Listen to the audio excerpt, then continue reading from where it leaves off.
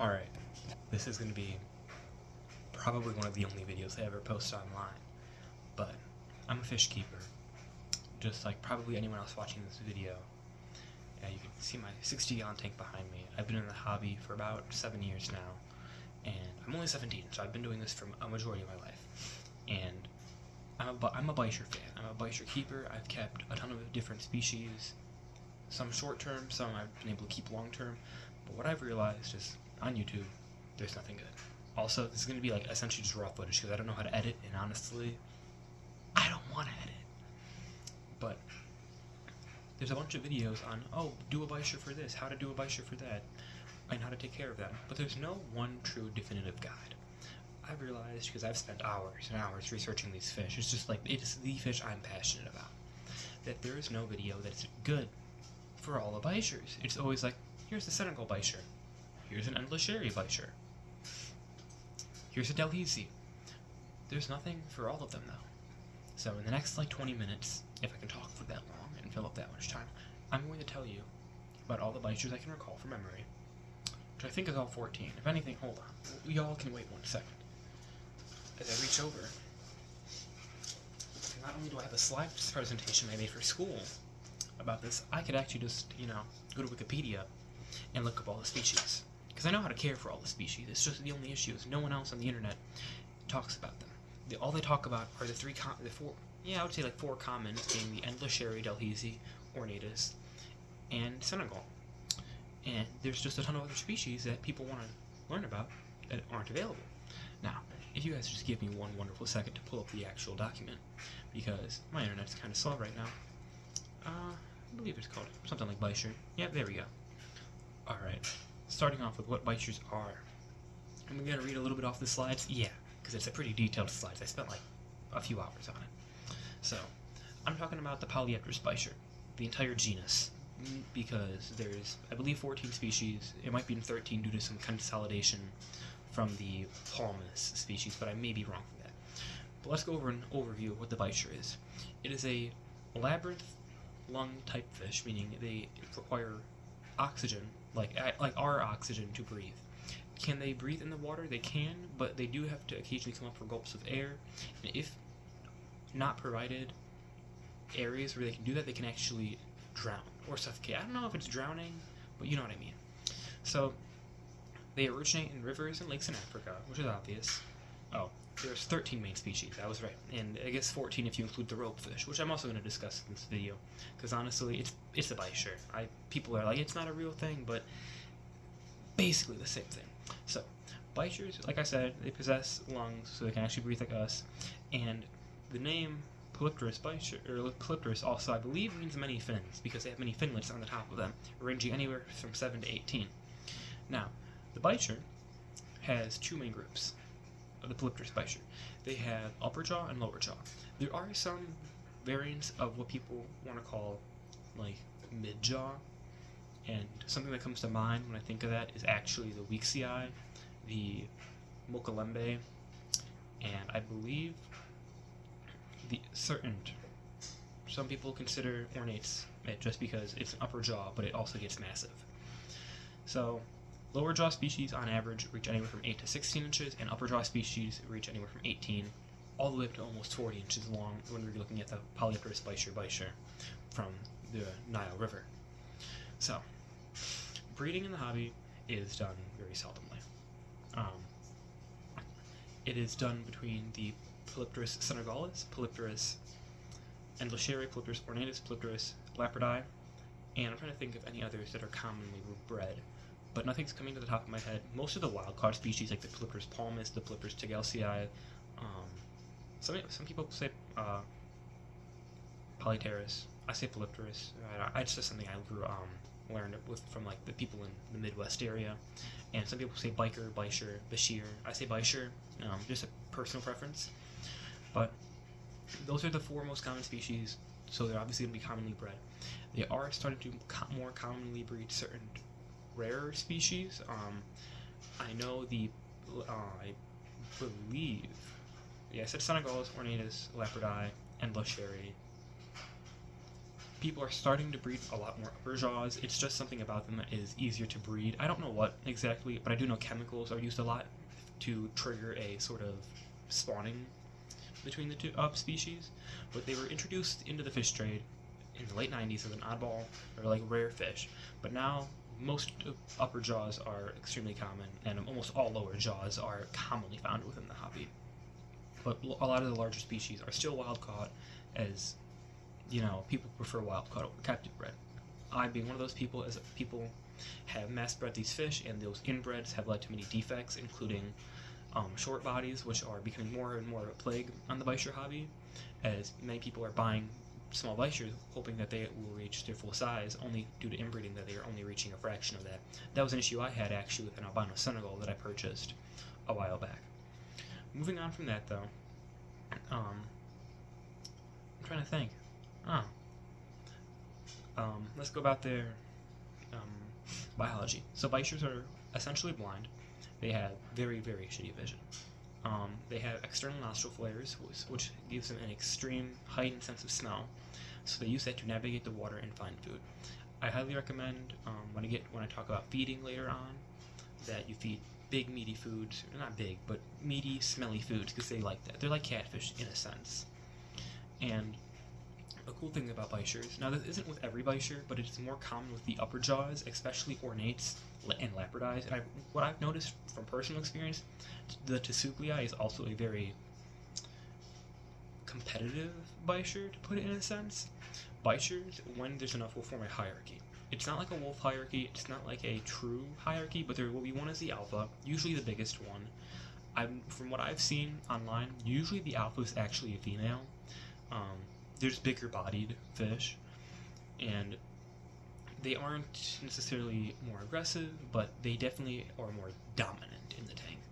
Now, ornate Bichirs and Tsukuglii Bichirs are also can be. Ornates are extremely, my Tsukuglii, however I want to pronounce it, has been hit or miss, but ornates are known to be very territorial with other Bichirs, and they are one of the few species known to cannibalize other Bichirs quite actively. Granted, some people have good luck putting massive Bichirs with much smaller Bichirs. I would not recommend that with ornates. But yeah, hierarchies are something Bichirs have. Just be aware of it, do some research into it. Granted, there's not a lot of research done on it. Always feel free to conduct your own, post a video like I am today. Now, let's start with care. This is the main reason I'm making the video. So, honestly, I'm going to go about brief overview for all the species, and then I'm going to go into each and every species, alright? Because everyone gives a brief overview, but no one does. It's always go do your individual research. That's cool. Everyone else is telling me to go do my individual research. Where am I going to find it? So, let's go over it. Most Bichirs live a long time. These fish are going to be decade-long commitments. Some of them can live up to 40 years. I believe the Congo Bichir can live for 40 decades. You're going to be stuck. You will have this fish. Well, if you buy it now, I'm 17. If I bought a small Polypterus Bichir, the Nile one, I would have it till I'm like 40, which is insane to think about.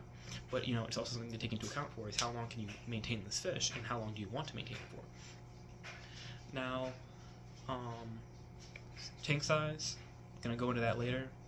But again, most Bichirs grow extremely fast, depending on how you feed and how much you water change.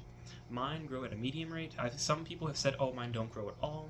I've actually had Bichirs, personally, lapradis and Delphizes, specifically captive bred though, where I've purchased them in over a year, they don't grow. And I try to keep up with water changes. I feed very heavily. So it could just be a genetic thing. So if your Bichir isn't growing, it's not always you, it could just be the fish. Is it always the fish? No. Sometimes it is the person. Sometimes they just overfeed. There's nitrites in the water, they don't do enough water changes. So it could just be either the person or the fish. Now, let's get into the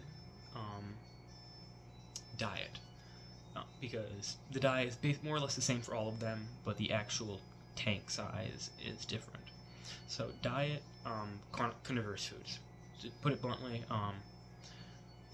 when they're smaller, blackworms are an excellent food source. It's a live source of food, extremely high in protein.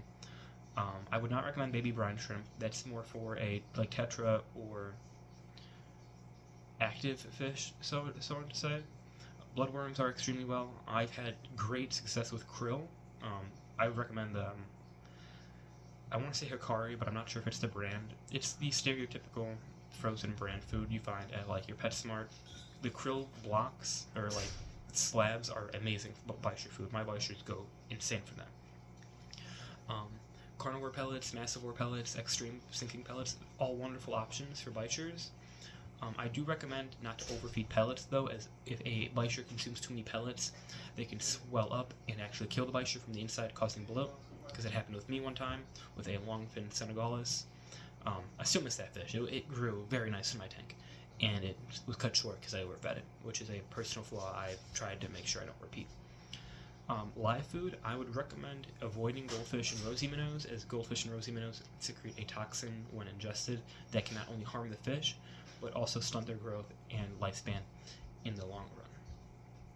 Now, while somewhat controversial, and also a lot more expensive in the States than it is overseas, weather loaches, also known as dojo loaches, are supposedly a really good source of food for larger Bichirs. I don't know how true that is. I've never tried it, mostly because I don't have a Bichir big enough to eat a dojo loach. But I know they're using food for datnoids a lot in Asia, because they're very commonly bred over there. But stateside, I know dojo loaches range anywhere from $10 to $14, and no one wants to spend $14 on a 3-inch speederfish. Now, let's go over the species. Now, I have all of them lined up for me. In front of me, if you haven't been able to tell, I've been reading off of Google Slides I made a while back. And I can even promise, it's not AI, guys. This is... wow. Holy... it's not getting any better. Gotta believe me, alright? There we go. I did the real research, alright? So, let's go. I'm starting off with the Retropenis Bichir. It is a upper jaw species of Bichir. They get about 12 inches max. Do not get them. I'm going to tell you about their personality, at least, from personal experience, from what I've kept in the past. But they are a dull green, almost a gray. They are peaceful, which is good, so they would be good in a community tank, and you could put them in a 55 easily. Most Bichirs that stay under a foot, you could put in a 50s or 55 or 75, and if you really want to give them that extra, swim space, you could put them in a 120. Don't get them though. From what I've heard, and from the one I have, they are the shyest species of Bichir. I've seen my Retropenis, a total of 4 times over the past year, all at night, when I'm not looking at the tank. They are hands down the worst species of Bichir I have ever kept, and I will never keep them again. Maybe I know it's just not mine, like individually, as I've heard from a ton of other keepers that they have the exact same issue that I have. They're also quite expensive. I bought one at a heavily discounted price. The original price was $100, and I negotiated down to $50. I wouldn't pay $25 for this fish. It is genuinely one of the worst experiences I've had as a fish keeper for a fish that I do not regret due to its aggression, mere activity. So yeah, Retropenis, somewhat big, not really colorful, expensive. They hide a lot. You can put them in a 55, 75, 120, basically anything back 4-foot frame. You can got it. Moving on, the Polypterus conjugus, big jump in size. Polypterus, the Congo Bichir, more commonly called, is a Bichir that gets to about 2.5 to 3 feet long, and they are very long-lived fish. They live upwards. Okay, and be fucking. All right, sorry for that quick break. Something came up family-wise, so I actually had to pause the recording and come back to it. So nothing to be worried about. Where was that? Polypterus Congo, massive fish, anywhere from 2.5 to 3.5 feet. I've seen them personally at not even full grown, at a 24-inch mark in a 220 gallon, and they made that tank look small. You need upwards of 300 gallons for this fish. I would highly recommend at least a 500-gallon tank for these fish. They are one of the biggest species of Bichir, and they're very long-lived. If you get this fish when it's this baby, you will have this fish for 20, 30 years. It will be a wonderful fish. Have I kept one personally? No. Will I ever keep one? Hopefully when I'm an adult. But they're just big. That's the biggest downside, is they get massive, and they're not aggressive. From what I've heard, they are hard to come by, and they are kind of expensive because they have to be wild caught. But outside of those 2 issues, they're actually a great Bichir, like most upper jaws, honestly. But yeah, Polypterus conjugus, it's big, it's beautiful, it's just expensive, and you need a bunch of tank to hold it. The Polypterus insurgii, however you want to pronounce it, it is or I'm going to call it the New Guinea Bichir, the Guinea Bichir, because that's apparently where its collection point is. It is like the Lapradai Bichir in many ways. So I'm just going to rope the Insurgii and Lasheri and Lapradai all into one category, because you can crossbreed them, and they get mistaken for each other all the time. Again, the Endlasheri looks a lot different, so you know what it is. They all have essentially the exact same parameters, and I know I said I wouldn't do that, but they all act the same. I've had 2 of the species in the past, and they're more or less the same fish with a different color pattern. They all reach about 2 feet in length. They all get very thick-bodied, like I'm talking massive. They're lower jaw species of bichirs, and they are somewhat aggressive towards each other. From what I've noticed, the Lapradai was objectively the most. Very long-lived fish too. You could probably get away with a 300-400 gallon tank long-term for these guys. Again, they live anywhere from 10 to 20 years, so to speak. It's going to be a wet pet, or it's going to be a member of your family, and I highly recommend them. I love the Lapradai bichir. In my opinion, it is one of the most beautiful species of bichir. The most, I wouldn't put it the most, but it's probably number 3 for me. The Polypterus bichir is more or less just a conjugates bichir with a different pattern, except they get bigger. So instead of hitting like 3.5 feet, they hit like 45 inches. I believe the biggest one ever recorded was like 4 feet or something. Massive bichirs, extremely expensive, extremely hard to come by. Some of them come with certifications actually, if they were captive bred. But from what I've seen, extremely difficult. I've never seen a Polypterus bichir in person. Hopefully one day I will, but until then I haven't. I can't really make a comment on it just because how rare it is. It's considered a gem in the hobby for bichirs, but just be prepared. If you somehow manage to get your hands on it, it's going to get massive. It's going to hit 4 feet 20 years down the line, sure, but it's going to get massive. You're going to need like a 600 gallon tank to house it.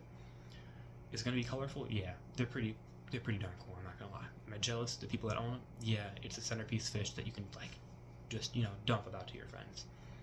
Moving on to the Polypterus mochalembe, probably the hardest name to say just by reading it.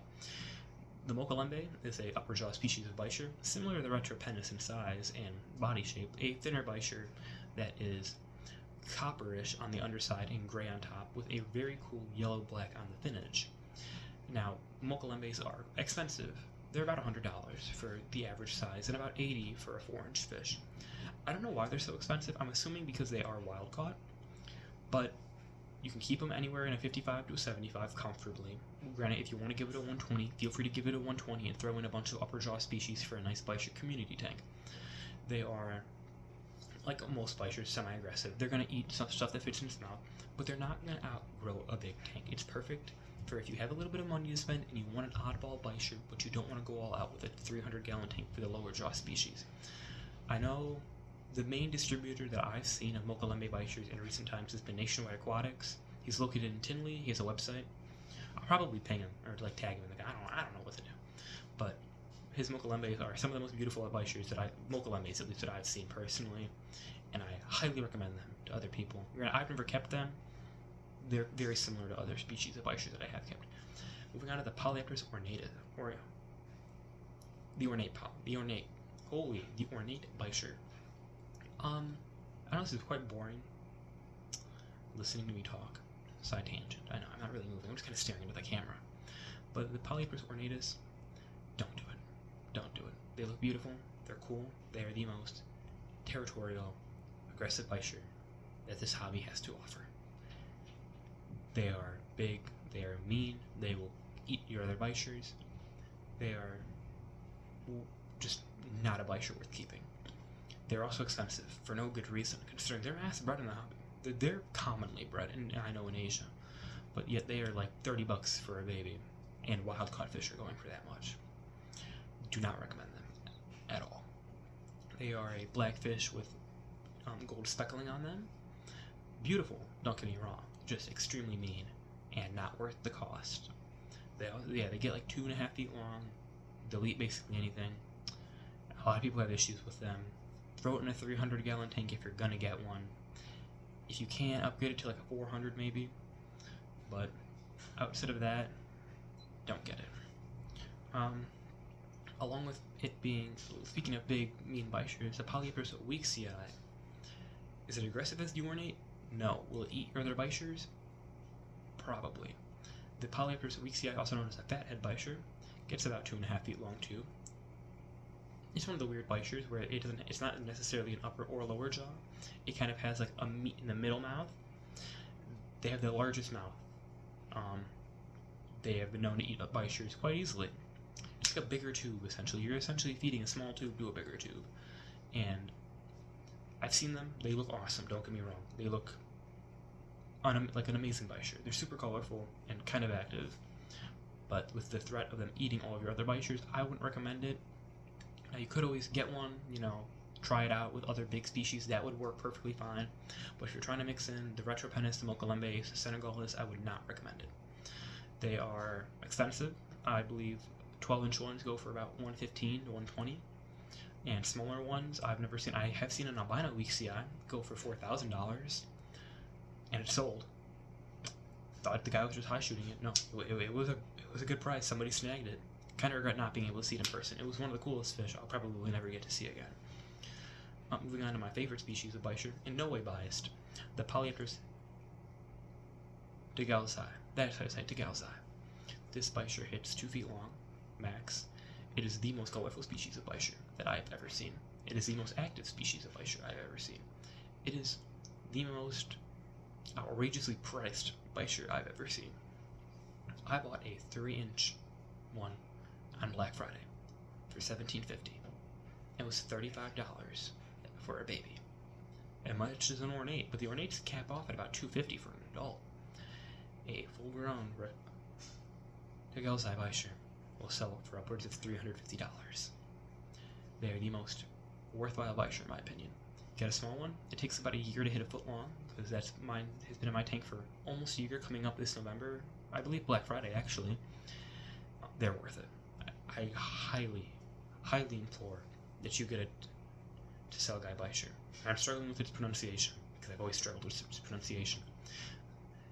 Realistically, my 60-gallon is going to be too small for it long term, but you can keep them in a 55, in a 75, until they hit about 14 inches.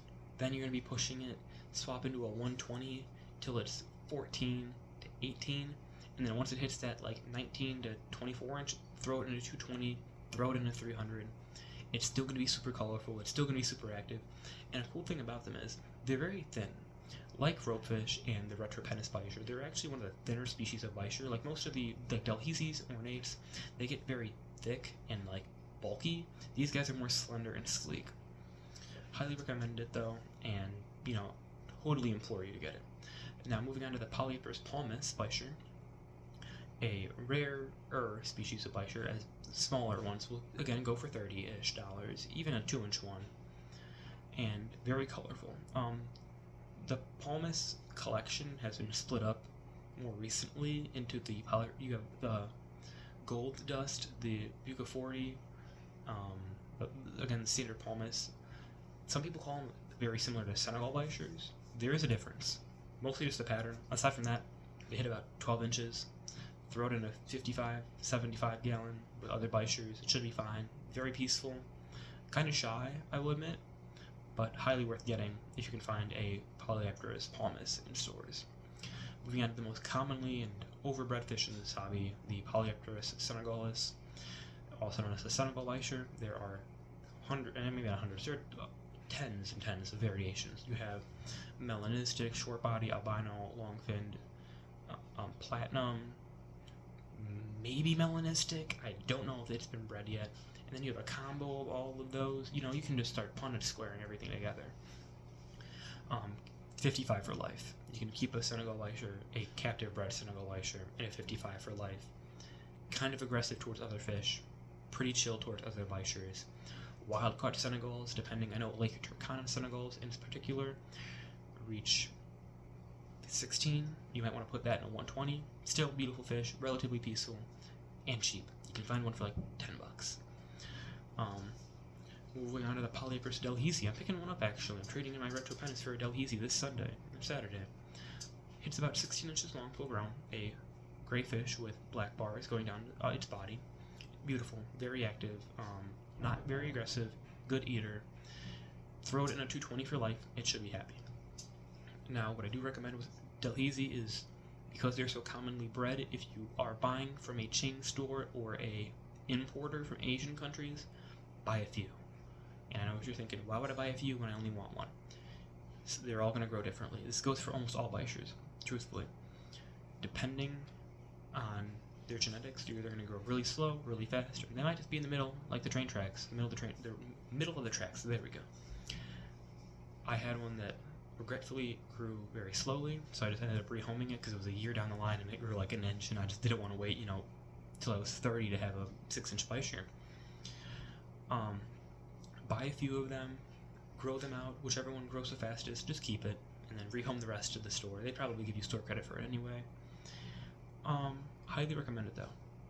Beautiful Bichir. Again, it's an upper jaw species, one of the bigger upper jaws, not very aggressive, very peaceful in my opinion. And yeah, moving on to the Polypterus poly, it's the same as the palmus. They're essentially the same thing. I'm not joking when I say that Polypterus palmus and poly are actually the same fish in a nutshell, just with a minor biological change. I'm not really going to go over it again just because it really is just the same fish. Now moving on to reed fish, the weirdest and not technically a Bichir but still a Bichir. It is a long noodle-like fish. They reach about 2 to 3 feet. Extremely small mouths. You can keep them in a 55 for life. You can put them in a 120 with a big school of them too. They're a schooling Bichir, which is cool. They will nip at each other, not because they're territorial, mostly because they're blind and they think the worm swimming past them is a worm and not another. Reed fish or rope fish, there's a bunch of different names for them. They're green with a yellow underbelly. Usually pretty cheap. You can pick anywhere up from 12 to 40 depending on the size. I've picked up full grown adults for 40, and I've seen small ones, like 3-inch ones for $12. I highly recommend them to people as their starter Bichir if you're not going to do Senegalus or common upper jaw species, because it's like a nice dipping your toe into the water experience. Trying to think. So, but yeah, get them, own them. I hope this video was helpful. I know it's probably longer than all of the videos on YouTube. If anyone watched this far, comment the word potato, so I know that you watched it all the way through. And I hope all of you have a wonderful weekend and have a great life. Thanks for watching the video. I'm not sure if I'm ever going to post another one. Guys, tell me if I should.